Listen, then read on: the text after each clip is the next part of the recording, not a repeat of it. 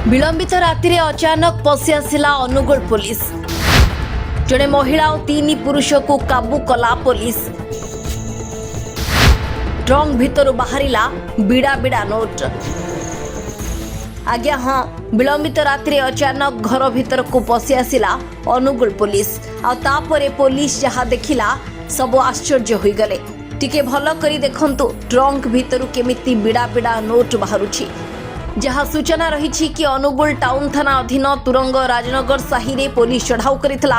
ए चढ़ाऊ रे 10 gram brown sugar सह 30 लाख रु ऊर्ध्व टंका जबत होइछि।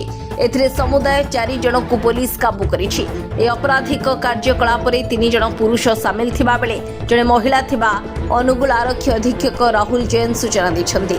गतकाली संध्या बेले जो आमर स्पेशल स्क्वाड एवं अनुगुल टाउन थाना पुलिस चढ़ाऊ होता तुरंग रे गोटे घर ब्राउन सुगर इनफॉरमेशन थिला। चढ़ाऊ समय रे पाखापाखि 30,95,000 टंका cash, around 8.5 grams brown sugar, 22 गोटी मोबाइल फोन एवं अन्य इंक्रिमिनेटिंग आर्टिकल्स से घर आम सीज करूँ।